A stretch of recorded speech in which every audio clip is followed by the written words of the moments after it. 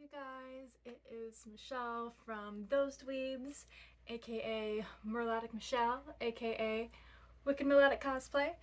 I am here because it is October and it is time for spooky season. um, so, us at Those Dweebs decided that we were going to celebrate spooky season here on YouTube with you guys. And what better way to celebrate spooky season than to explore the ghost stories of Those dweebs. So, whether you choose to believe these stories or not, these are all stories that we at Those Dweebs have personally experienced in throughout our lives.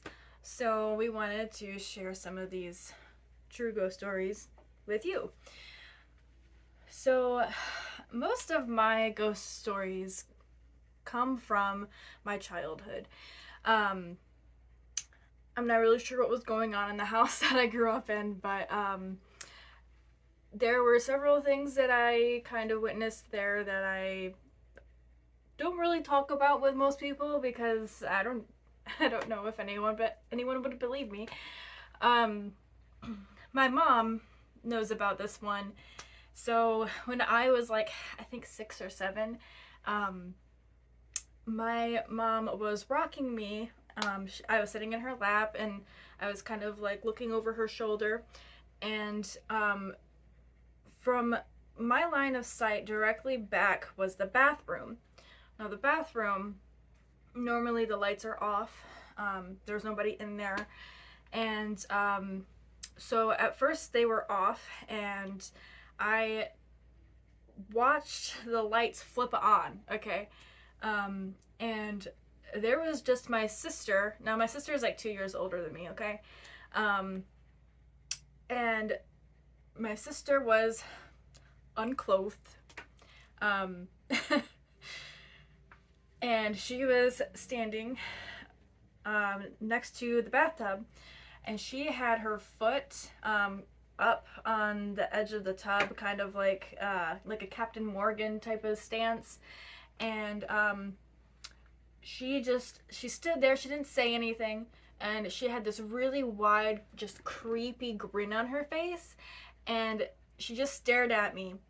And her head slowly started tilting to the side, and it looked a lot like,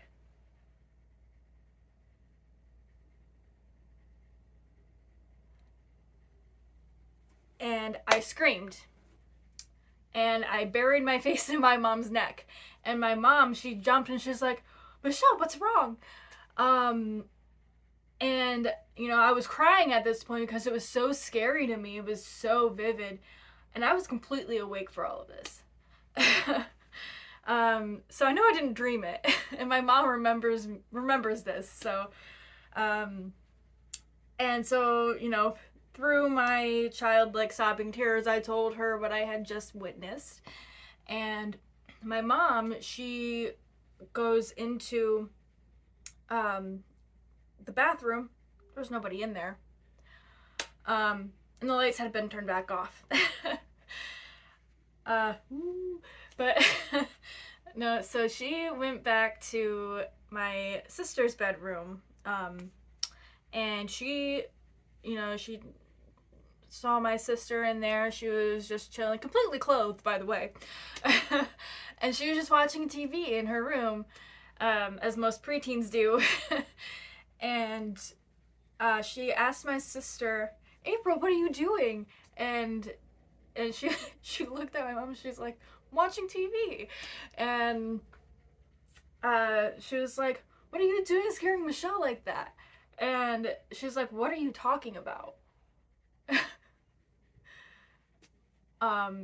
And my sister was never in the bathroom, you guys. She had been in her room for hours, and there's just no explanation. I've got nothing. So, second ghost story. Not like a ghost story. It's more like a sleep story. But I also in my childhood home, I started my very first sleep paralysis dreams. I started having them when I was 16, and my very first one was very, very scary.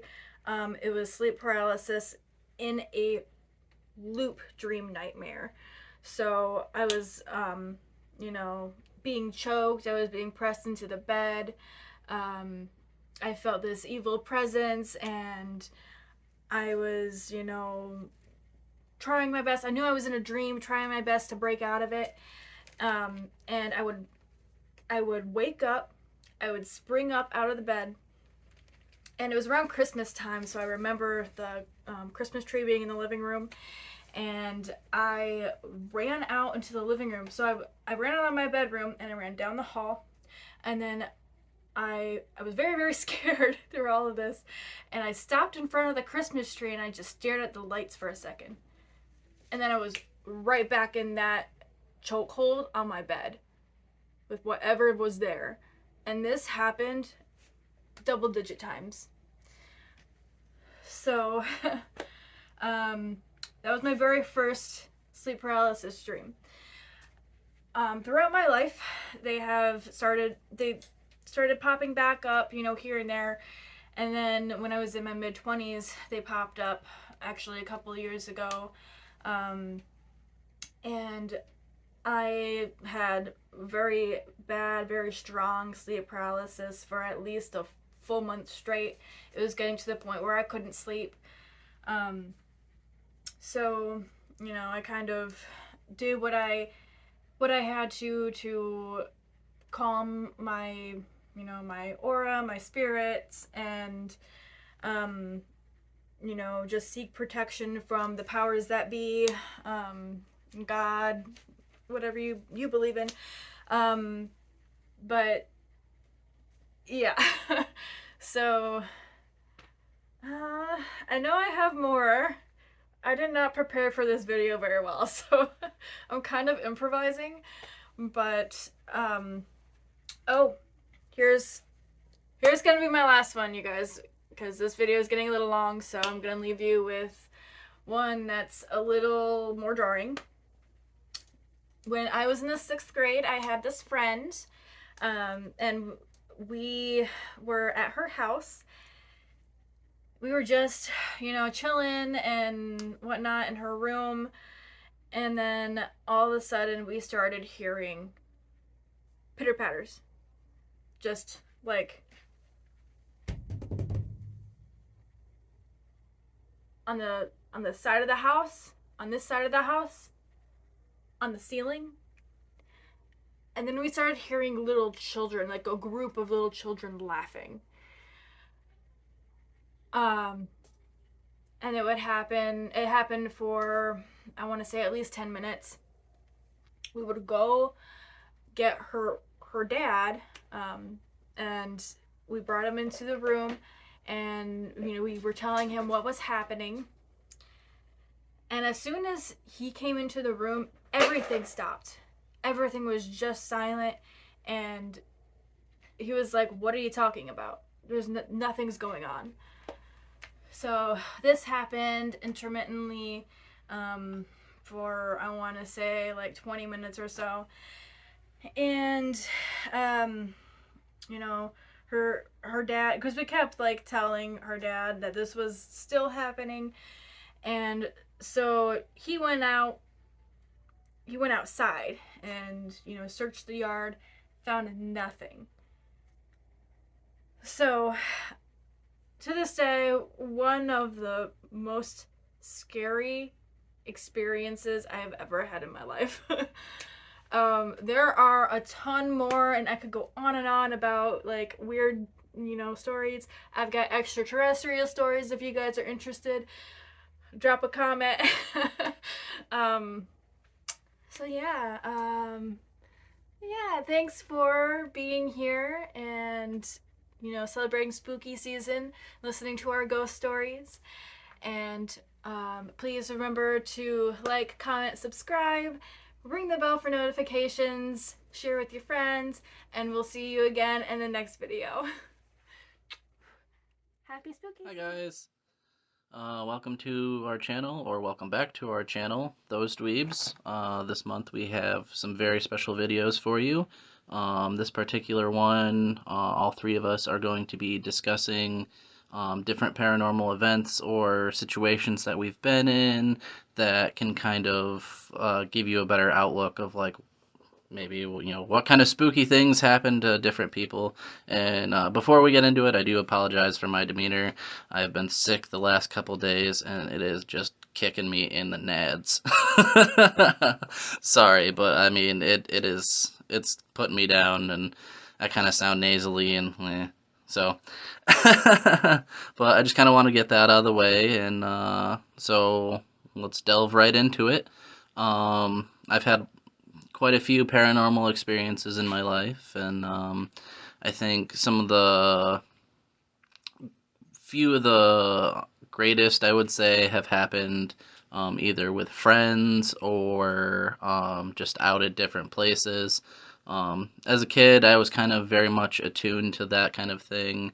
I could sense different types of like spirits, like we'd be next to a graveyard or something, and I could just feel an energy, or you could feel the energy shift depending on like where you were, if it was in a room, or like say if I was by a cemetery, I felt a lot of sorrow coming from the cemetery, but also many other different mixed emotions. A very cool kind of like a little aspect of things. My buddy and I, when I went down to Tennessee to visit him, we went out to the Shiloh battlefield at nighttime to see if we could catch any spirits. And at that time, we didn't have any fancy recording equipment. We had like a couple of digital cameras, maybe a video recorder. But the main important thing to remember at the beginning of the story is we had all the batteries charged, and like everything was at full power when we got there. And so, we traipsed around a little bit and saw like, our way through the dark and that kind of thing. And we started taking pictures, and just once we got out to the battlefield, snapping pictures and seeing, what we could do.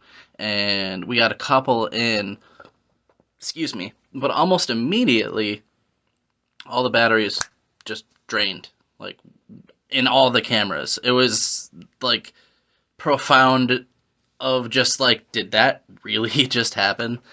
But yeah, it was definitely kind of like an eye-opening experience, and I might have to talk a little louder because I'm down in the basement. I figured it'd be kind of creepy explaining, but the heater just kicked on. So if you can hear me, great. If you can't, well, enjoy my pretty face. I'm just kidding. But anyway, that was one of the bigger paranormal events that I've, kind of been around. Other aspects of it, I would say, like if you've had like a loved one or a family member or even like a pet or that kind of thing that has passed, you can definitely feel that they're still there with you. Like my cat that I had had since I was like 18 or 19 passed about, I think, 4 years ago. It was one of the years ago now, and I can still feel him with me every day. Like there's times where both of our cats that we have now will just immediately just throughout the house, and for no reason. And I just kind of think to myself, it's probably him chasing after them or that kind of thing. But I know I've felt him there, and there's times where stuff gets knocked off the table that you just really can't explain. Just like there's a ghostly cat playing with something on the table, which he was very well known for.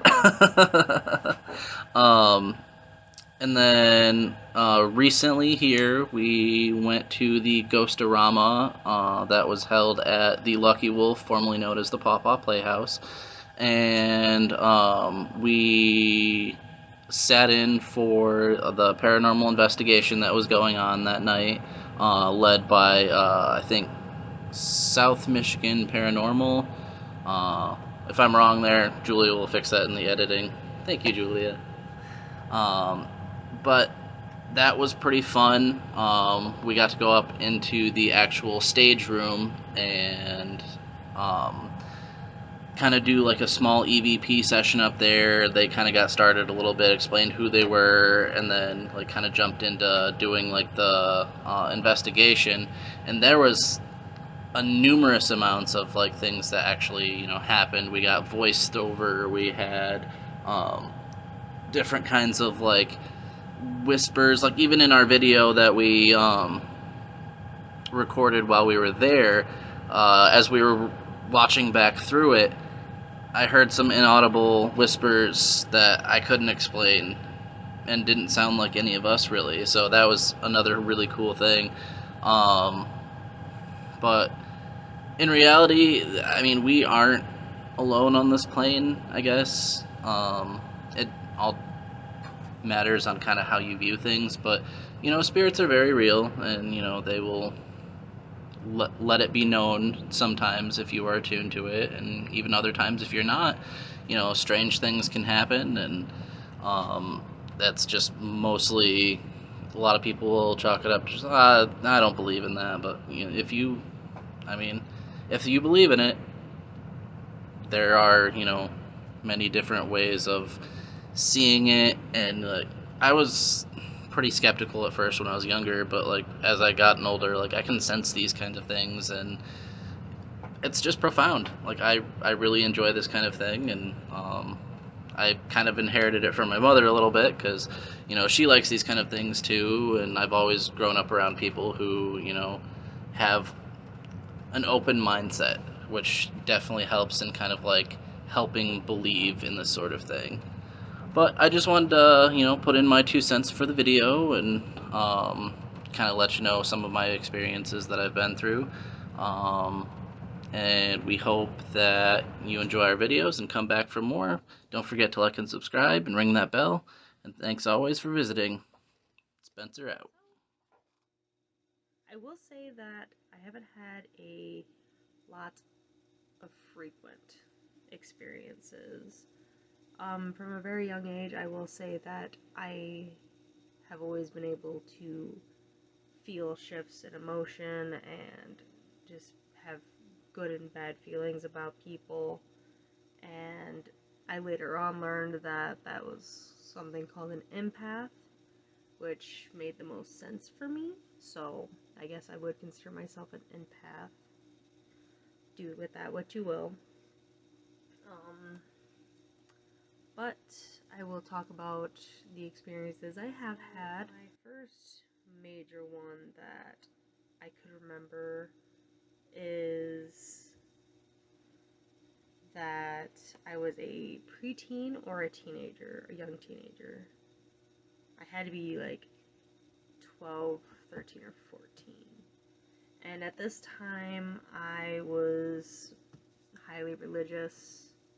Didn't really know much about other religions besides the one that I was in.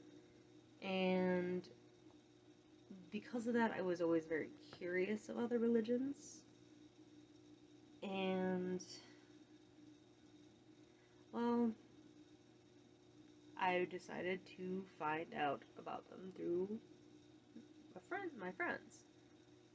Well, one of my friends identified as pagan, and I always found it very interesting, to be honest. And, well, her and her family, or her, I'm not exactly whose it was, had a Ouija board, and I'd never really experienced anything having to do with like the paranormal or spooky stuff. Like, didn't really ever, think about it much. Really, didn't believe it was real. Oh, so she decided to get it out. Well, I asked her if she could, and she said yes, and she brought it out, and we got started. So we got started, got everything all set up right, and put our hands on the planchette, and we connected with something. We connected with an entity. And we were asking questions, and my friend asked what their name was. And they just gave us the letter Y. Like, just the letter Y. From there, my friend took her hand off the planchette, which, my hand was still on it, so it was fine. But she's like, well, maybe they're illiterate. Which is a fair question, in that case. And I just remember feeling the planchette shoot across to the word no. And that sealed it for me. That was everything I needed to know, that this wasn't make-believe, this wasn't fake, it wasn't just, my friend moving the planchette to scare me. And from there, we asked a few more questions, ended the conversation, said goodbye, and we were done with it. Now, keep in mind, not all Ouija board sessions go that well. The Ouija board is not something to mess around with so carelessly, and you are inviting things in, just so you know. Obviously, go about with that what you will. Not touched one since. That was all I needed to know, that they were real, the paranormal is real, and that set everything for me. So, fast forward to college. I want to say maybe our second year? Yes, it was our second year of college. And mind you, like I said, I didn't have very many paranormal experiences that happened in those times, so on to college. We made a really good friend that year, and the coolest person ever, super sweet, loved to be around, but unfortunately this friend had something attached to her, something not so nice. And unfortunately, because we were always trying to make her happy and help her out, that entity would punish her for it, and in turn kind of mess with us. At our old place, we had a trail behind behind, on the property, and we had these things called locust trees, I believe. I may have to correct myself later in editing. But these trees were really super fascinating. If you get a chance, look them up on Google. But they have these thorns on them that can get about this big, and they're super duper long and sharp. And so this was when Spencer and I were still just, young lovebirds and whatnot. We hadn't been dating that long, I don't think. And mind you, he's very protective over his leather jackets, but he let me borrow it for once, and I had my sweater on underneath because it was kind of like a chilly fall day, because the leaves were falling and all colorful and beautiful. So what better time to go on the trails for a walk? And we were walking back there, and I had this feeling that something was there, something was following us. And we finally got back to this tree, and mind you, I am when I'm walking, I'm a very clumsy person. I can be a very clumsy person. But we were standing there by the tree just talking, and Spencer was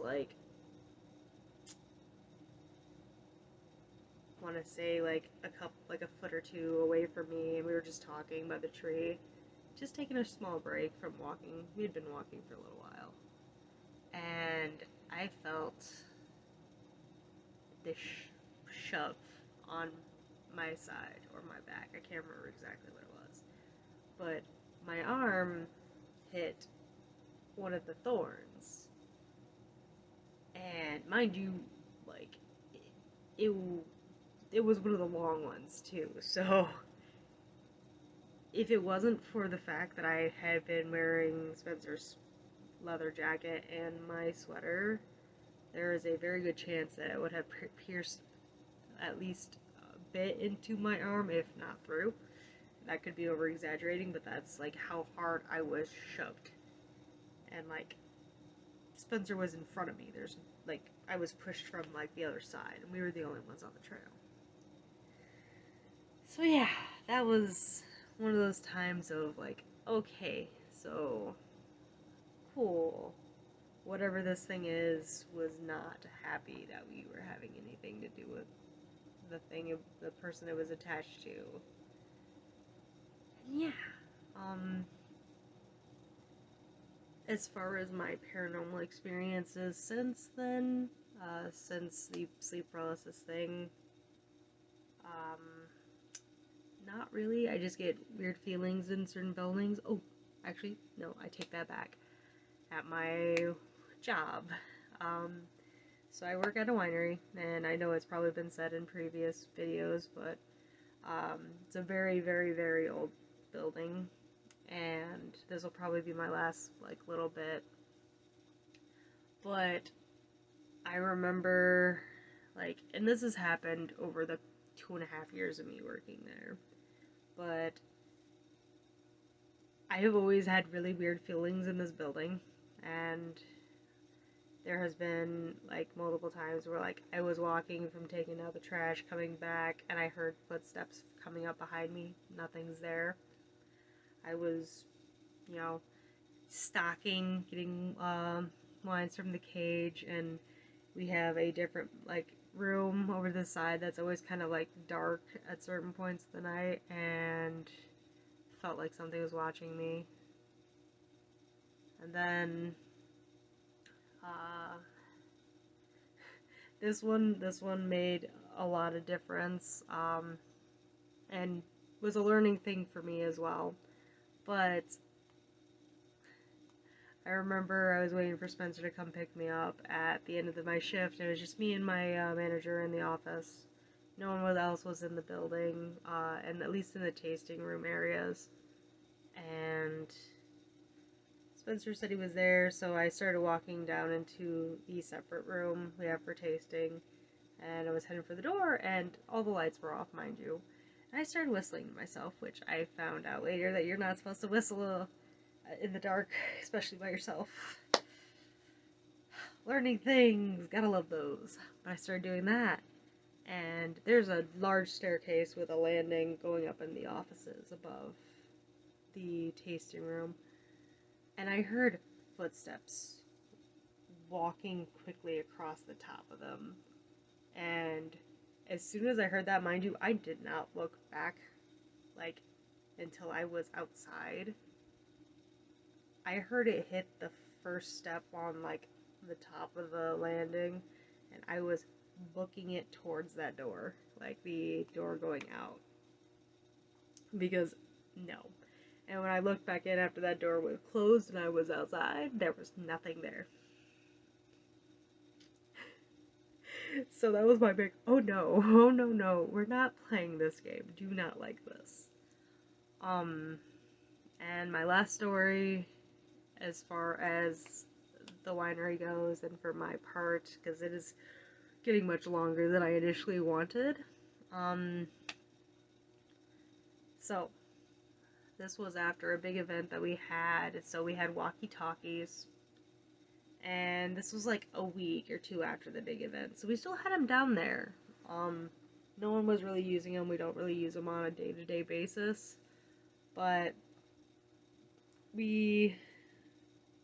I was having my lunch down in the other tasting area, the kitchen area, and just mind my own business, and I hear one of the radios go off, and it says something. I didn't understand what it said, but I can honestly tell you that I ate super quickly after that, And then I went over to check out of curiosity, and all the radios were off. They were not on. And from that moment on, I was like, okay, I can honestly say that this place is haunted, and this entity, or entities, I'm not sure how many there are, really likes to mess with me in a sense. Love that. But I'm going to end it there. I hope you enjoyed that. I'm sorry I rambled a little bit, but it was a lot of recollecting my old memories of things I haven't thought about for years to recent things that have happened. Other than obviously the Ghostorama, which we talk about some experiences in that as well. But yeah, I hope you all enjoyed, and I hope you also enjoy everyone like Michelle and Spencer's paranormal experiences as well. Alright, thank you for watching. Bye guys.